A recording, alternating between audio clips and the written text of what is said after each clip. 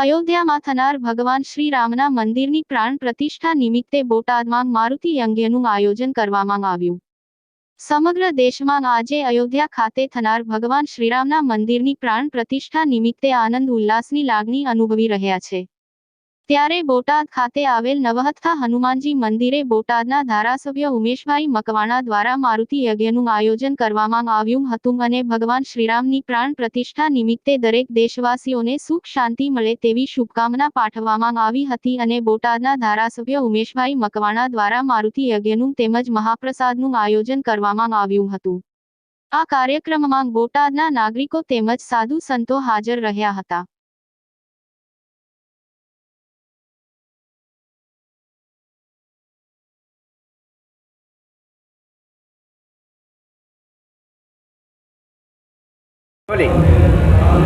આજે વર્ષો પછી ભગવાન રામ અયોધ્યા ખાતે આવી રહ્યા છે। એટલે કે આજે 22 જાન્યુઆરીના રોજ રામ ભગવાનનો અયોધ્યા ખાતે પ્રાણ મહોત્સવ આજે સમગ્ર ગુજરાત અને સમગ્ર દેશ જ્યારે ઉજવી રહ્યો છે ત્યારે અમારી સમગ્ર બોટાદની જનતા નવહથ્થા હનુમાન ખાતે આજે મારુતિ યજ્ઞનું અને મહાપ્રસાદનું આજે આયોજન કરવામાં આવી રહ્યું છે।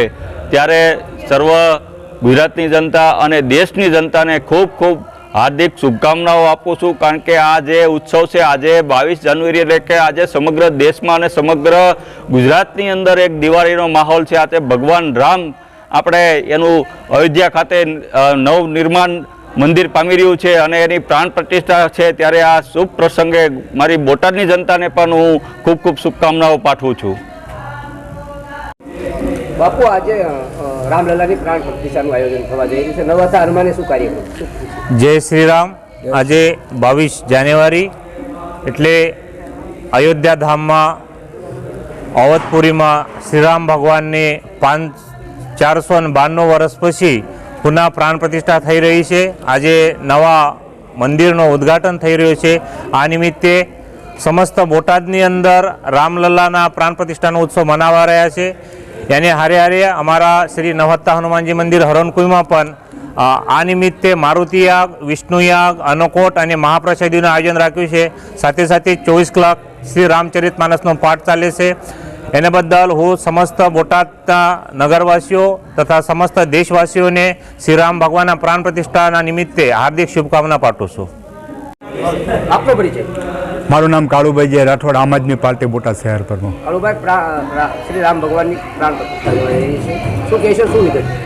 આજે દેશ અને ગુજરાતની અંદર રામચંદ્ર ભગવાનની જય જયકાર થઈ રહ્યો છે ત્યારે બોટાદની જનતા અને અમારા ધારાસભ્ય બોટાદના નવહથ્થા હનુમાનજી મહારાજે આજે એક અમારે પ્રાણ પ્રતિષ્ઠા થઈ રહી છે ત્યારે બોટાદના જનતાને એક સંદેશા રૂપે આજે નવહથ્થા હનુમાનજી બાપુના દ્વારા જે સરસ આયોજન થઈ રહ્યું છે ત્યારે અમારી પૂરી ટીમ બોટાદની અહીંયા હાજર છે અને ભગવાન રામચંદ્ર ભગવાનના આશીષથી બોટાદની જનતાને એવો આશીષ મળે કે આવનારા સમયની અંદર જે આયોજનને વ્યવસ્થાની અંદર જે સરકાર કરી રહી છે અને હું એવો સંદેશો આપવા માગું છું કે આવનારા સમયની અંદર જે લોકો પીલાય છે મોંઘવારીથી તે ભગવાન એની અંદર પણ લોકોને સુખ શાંતિ આપે અને આવનારા સમયની અંદર જે સરકારે જે નિર્ણય લીધો છે સારો છે અને બોટાદની જનતાને જે આયોજનને વ્યવસ્થા રૂપે આજે નવહથ્થા હનુમાને જ્યારે સૌ ભેગા થઈ અને આજે અમારા ધારાસભ્ય દ્વારા પૂરી ટીમ સાથે અમે આવ્યા છીએ અને બોટાદની જનતાને એવો સંદેશો પાઠવે છે કે સુખ શાંતિ મળે।